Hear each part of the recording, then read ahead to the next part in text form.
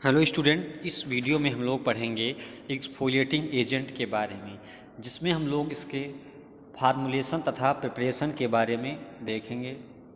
तो exfoliating agent क्या होते हैं? एक्सफोलिएशन जो होता है वो इसेंशियल होता है जो कि हमारी स्किन को हेल्दी रखने के लिए। ये क्या करते हैं? जो हमारी स्किन की डेड सेल्स होती हैं या केराटिनाइज सेल्स होती हैं, केराटिनाइज स्किन होती है, उसको रिमूव करने का काम करते हैं।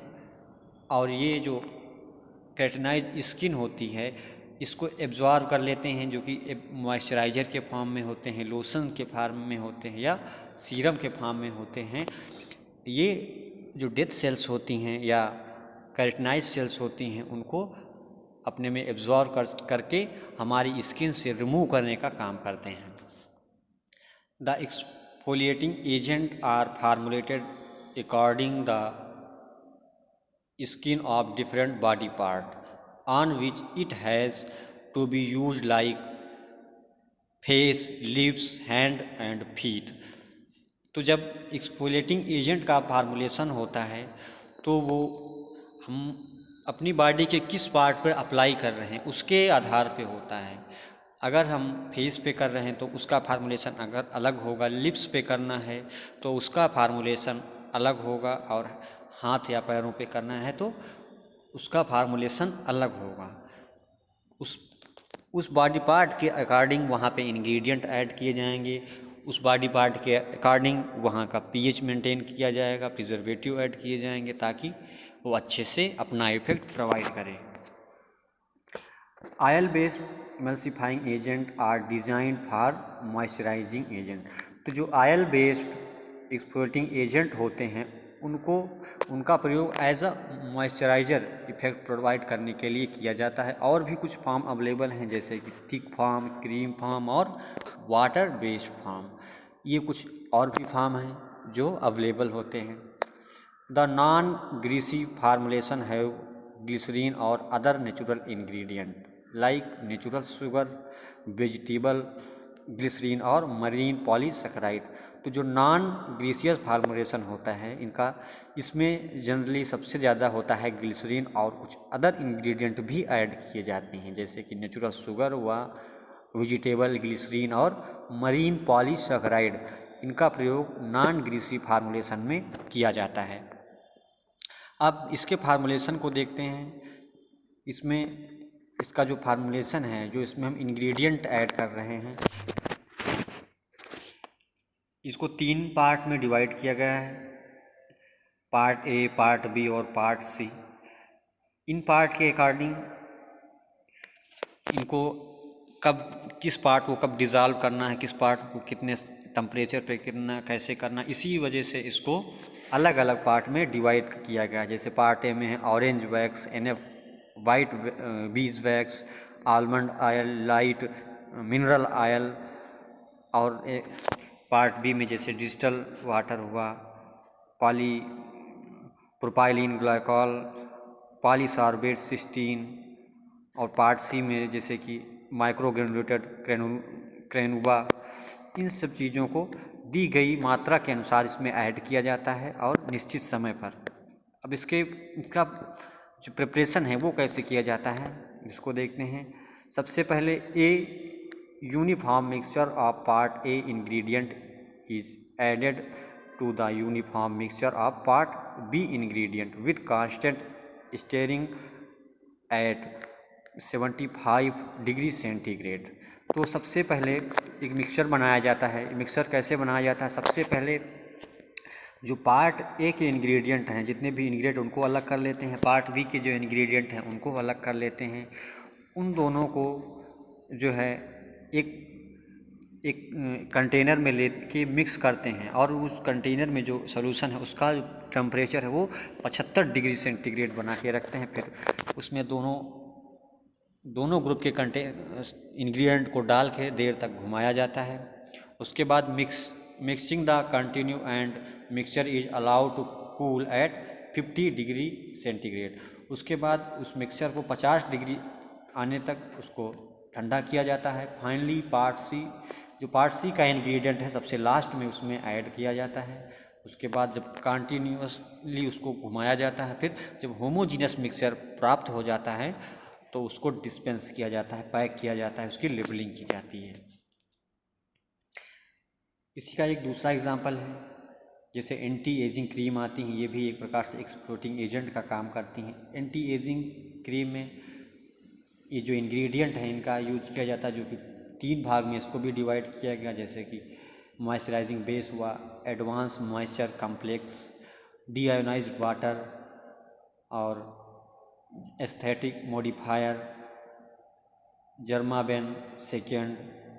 जो भी इंग्रेडिएंट हैं इनको दी गई मात्रा के अनुसार लिया जाता है और उनका रोल क्या क्या होता है वो भी दिया है। जैसे मॉइस्चराइजिंग बेस विस्कोसिटी को कंट्रोल करता है, एडवांस मॉइस्चराइजर कम्प्लेक्स है ये ह्यूमिक्टेंट का काम करता है, एस्थेटिक मॉडिफायर जो इमोलिएंट का काम करता है, जर्माबेन जो है एक प्रकार से प्रिजर्वेटिव का यहाँ पे रोल निभाता है।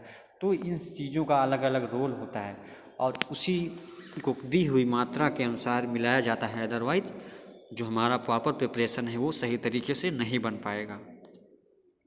लास्ट में इसमें फ्रेगनेंस, सुगंध के लिए इसमें फ्रेगनेंस ऐड की जाती है डिफरेंट डिफरेंट प्रकार की। तो इसका प्रिपरेशन कैसे किया जाता है? सबसे पहले जो moisturiser base is taken in a large vessels with the capacity to contain the entire batch and mix with propeller and sweep blade agitation. तो सबसे पहले जो मॉइस्चराइजर्स हैं उसको एक बड़े बर्तन में ले लेते हैं। उसके बाद उस जो बर्तन है इतना होना चाहिए कि उसमें जो बाकी का इंग्रेडिएंट है वो भी आ जाएं। सारा कुछ मिलाने के बाद वो बाहर ना निकलें, उसको अगर स्टेयर किया जाए, उस पर घुमाया जाए, मिलाया जाए तो वो उससे बाहर ना निकलें। तो जो मॉइस्चराइजर बेस हैं उनको एक बड़े बर्तन में ले लेते हैं, बड़े वेसल्स में ले लेते हैं। उसके बाद उसको घुमाने के लिए एक प्रकार से प्रोपेलर या स्वीप ब्लेड का प्रयोग किया जाता है। प्रोपेलर या स्वीप ब्लेड की सहायता से उसको घुमाया जाता है।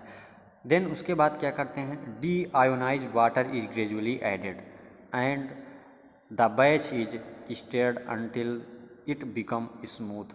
उसके बाद इसमें क्या करते हैं, ग्रेजुअली डी आयोनाइज वाटर धीरे धीरे ऐड करते हैं और उसके बाद इसका घुमाने की प्रक्रिया वो घुमाते रहते हैं। कब तक घुमाई जाती है? जब तक कि जो है प्रिपरेशन है, जो सलूशन बन रहा है वो एक प्रकार से स्मूथ ना हो जाए। जब तक कि स्मूथ प्रिपरेशन ना बन जाए तब तक उसको डीआयोनाइज वाटर डाल के घुमाया जाता है। The advanced moisture complex is added and mix until it become smooth. उसके बाद में फिर इसमें ऐड किया जाता है मॉइस्चराइज़र, एडवांस मॉइस्चराइज़र को ऐड किया जाता है और कंटिन्यू घुमाते रहते हैं जब तक कि अच्छी तरह से वो मिल ना जाए, स्मूथ मिक्सचर बन के तैयार ना हो जाए।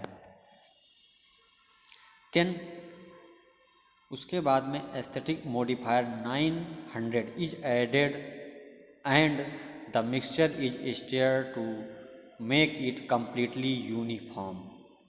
उसके बाद इसमें एस्थेटिक मॉडिफायर का क्या रोल होता है? यहाँ पे एस्थेटिक मॉडिफायर जो होता है वो इमोलिएंट मीन्स नमीकरण करने का, उसको नम करने का काम करता है। एस्थेटिक मॉडिफायर 900 को उसमें ऐड करते हैं और घुमाते हैं जब तक कि वो पूरा एक जैसा एक समान उसका मिक्सचर बन के तैयार ना हो जाए, कंप्लीट यूनिफॉर्म मिक्सचर तैयार ना हो जाए। फिर next step, consequently the remaining constituent of part B are added, each one is mixed until the mixture become uniform before adding the next one। उसके बाद में उसमें जो पार्ट बी के सब्सटेंस है, पार्ट बी के सब्सटेंस जैसे कि मैट्रिक्स एल, पार्ट बी के सब्सटेंस जैसे ये वाले सब्सटेंस जो पार्ट बी वाले हैं उनको उसमें ऐड करते हैं। पहले पार्ट ए वाले सब्सटेंस को अच्छे से मिला लेते हैं, फिर जब वो मिल जाते हैं, उनका सारी प्रक्रिया कंप्लीट हो जाती है, उसके बाद में पार्ट बी के सब्सटेंस को ऐड किया जाता है। जैसे मैट्रिक्स एल हुआ, मैट्रिक्स एल हुआ या लिपोसोम्स, एक्टिंजाइम्स, रिबोसोम्स और लाइसोसोम्स, इन सबको एक एक करके उसमें ऐड करते हैं। फाइनली परफ्यूम इज एडेड, सबसे लास्ट में क्या करते हैं, उसमें परफ्यूम फ्रेगनेंस ऐड किया जाता है सबसे लास्ट में। Finally perfume is added if require and mixed until batch become smooth and uniform, तब तक मिलाया जाता है जब तक कि वो अच्छे से मिक्स ना हो जाए, यूनिफॉर्म मिक्सचर बन के तैयार ना हो जाए।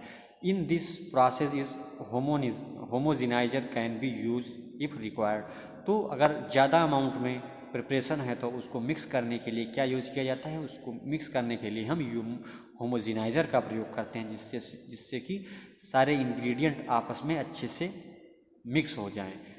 जब अच्छे से मिक्स हो जाएंगे तो अच्छे से हमारा प्रिपरेशन बन के तैयार हो जाएगा, कोई भी प्रॉब्लम नहीं आएगी। Thank you.